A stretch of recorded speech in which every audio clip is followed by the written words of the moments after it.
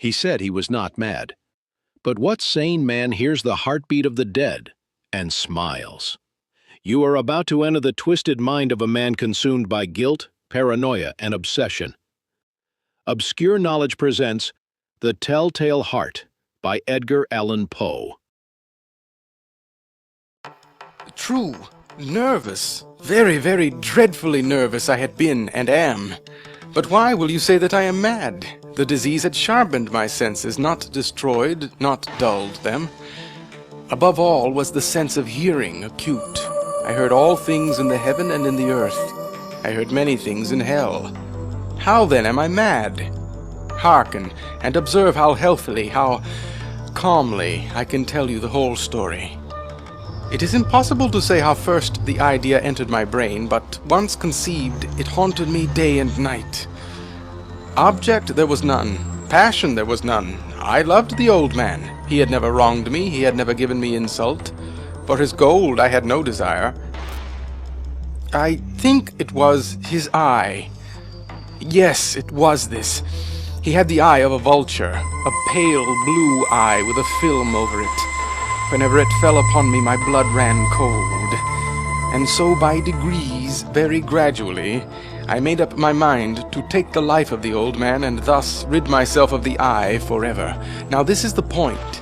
You fancy me mad. Madmen know nothing. But you should have seen me.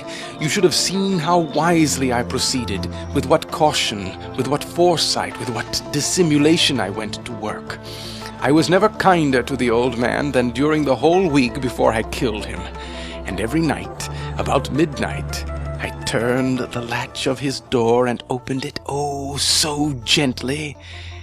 And then, when I had made an opening sufficient for my head, I put in a dark lantern, all closed, so that no light shone out.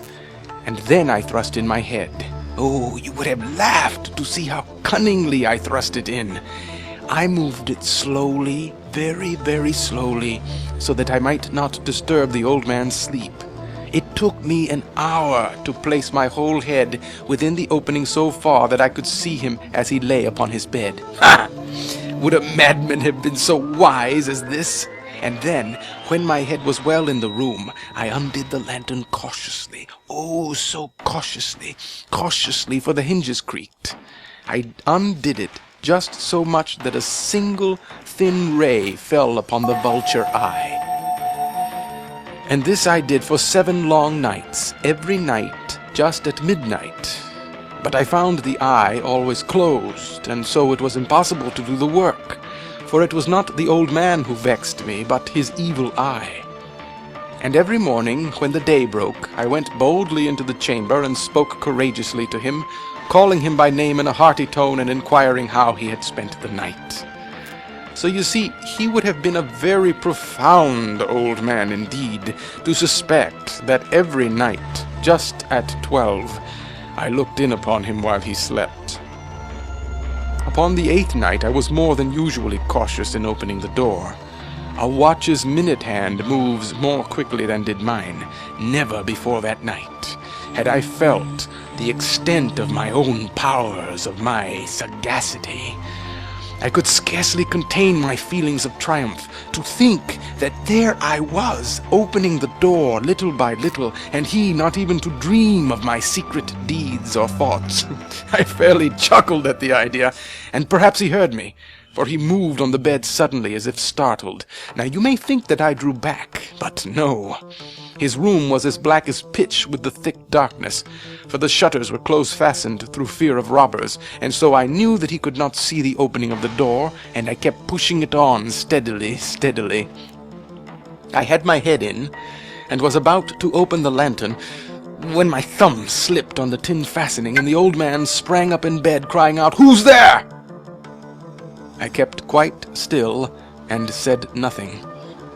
For a whole hour I did not move a muscle, and in the meantime I did not hear him lie down. He was still sitting up in the bed listening, just as I have done night after night, hearkening to the death watches in the wall. Presently I heard a slight groan, and I knew it was the groan of mortal terror. It was not a groan of pain or of grief. Oh, no. It was the low, stifled sound that arises from the bottom of the soul when overcharged with awe. I knew the sound well.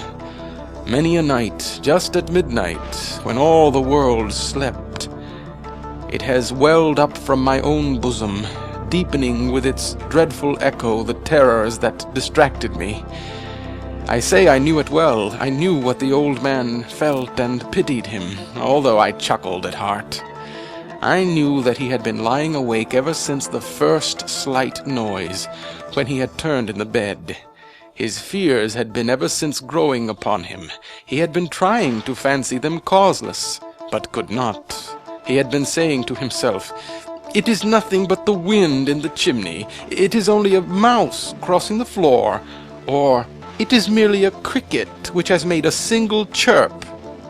Yes, he had been trying to comfort himself with these suppositions, but he had found all in vain. All in vain, because death, in approaching him, had stalked with his black shadow before him and enveloped the victim. And it was the mournful influence of the unperceived shadow that caused him to feel, although he neither saw nor heard, to feel the presence of my head within the room. When I had waited a long time, very patiently, without hearing him lie down, I resolved to open a very, very little crevice in the lantern. So I opened it.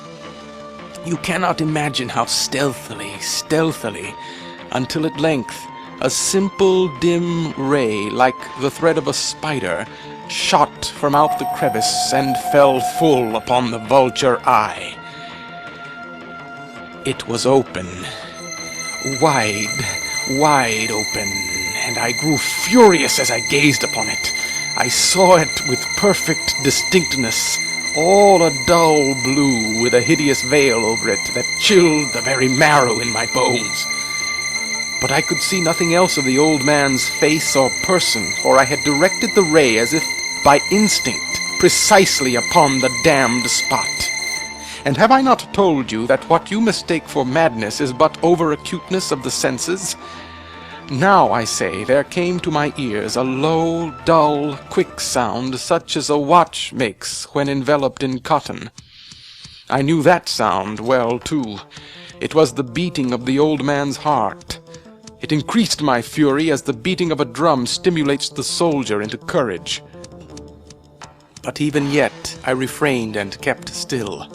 I scarcely breathed. I held the lantern motionless. I tried how steadily I could maintain the ray upon the eye. Meantime, the hellish tattoo of the heart increased. It grew quicker and louder every instant. The old man's terror must have been extreme. It grew louder, I say, louder every moment. Do you mark me well? I have told you that I am nervous, so I am. And now, at the dead hour of the night, amid the dreadful silence of that old house, so strange a noise as this excited me to uncontrollable terror. Yet for some minutes longer I refrained and stood still. But the beating grew louder. I thought the heart must burst. And now a new anxiety seized me. The sound would be heard by a neighbor. The old man's hour had come. With a loud yell, I threw open the lantern and leaped into the room. He shrieked once. No! Once only. In an instant, I dragged him to the floor and pulled the heavy bed over him. I then smiled gaily to find the deed so far done. But for many minutes the heart beat on with a muffled sound. This, however, did not vex me. It would not be heard through the wall. At length, it ceased. The old man was dead. I removed the bed and examined the corpse. Yes, he was stone dead. I placed my hand upon the heart and held it there many minutes. There was no pulsation. He was stone dead. His eye would trouble me no more. If you still think me mad, you will think so no longer when I describe the wise precautions I took for the concealment of the body. The night waned, and I worked hastily but in silence. First of all, I dismembered the corpse. I cut off the head and the arms and the legs. I then took up 3 planks from the flooring of the chamber and deposited all between the scantlings.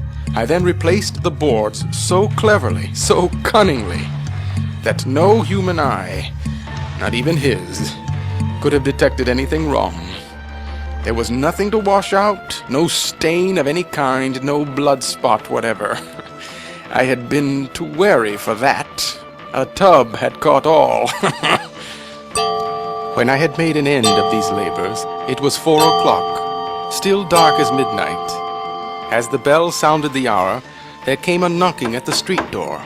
I went down to open it with a light heart, for what had I now to fear? There entered 3 men, who introduced themselves with perfect suavity as officers of the police. A shriek had been heard by a neighbor during the night. Suspicion of foul play had been aroused. Information had been lodged at the police office, and they, the officers, had been deputed to search the premises. I smiled, for what had I to fear? I bade the gentleman welcome. The shriek, I said, was my own in a dream. The old man, I mentioned, was absent in the country. I took my visitors all over the house. I bade them search well. I led them at length to his chamber. I showed them his treasures, secure, undisturbed. In the enthusiasm of my confidence, I brought chairs into the room and desired them here to rest from their fatigues, while I myself, in the wild audacity of my perfect triumph, placed my own seat upon the very spot beneath which reposed the corpse of the victim. The officers were satisfied. My manner had convinced them. I was singularly at ease. They sat, and while I answered cheerily, they chatted of familiar things. But ere long I felt myself getting pale and wished them gone. My head ached, and I fancied a ringing in my ears. But still they sat and still chatted. The ringing became more distinct. I talked more freely to get rid of the feeling, but it continued and gained definiteness until at length I found that the noise was not within my ears. No doubt I now grew very pale. But I talked more fluently and with a heightened voice, yet the sound increased, and what could I do? It was a low, dull, quick sound, much such a sound as a watch makes when enveloped in cotton. I gasped for breath, and yet the officers heard it not. I talked more quickly, more vehemently, but the noise steadily increased. I arose and argued about trifles in a high key and with violent gesticulations, but the noise steadily increased. Why would they not be gone? I paced the floor to and fro with heavy strides, as if excited to fury by the observation of the men, but the noise steadily increased. Oh God, what could I do? I foamed, I raved, I swore. I swung the chair upon which I had been sitting and grated it upon the boards. But the noise arose over all and continually increased. It grew louder, louder, louder, and still the men chatted pleasantly and smiled. Was it possible they heard not? Almighty God! No, no, they heard, they suspected, they knew. They were making a mockery of my horror. This I thought, and this I think. But anything was better than this agony.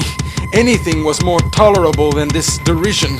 I could bear those hypocritical smiles no longer. I felt that I must scream or die. And now, again, hark, louder, louder, louder, louder. Burns, I shrieked. Dissemble no more. I admit the deed. Tear up the planks. Here, here. It is the beating of his hideous heart.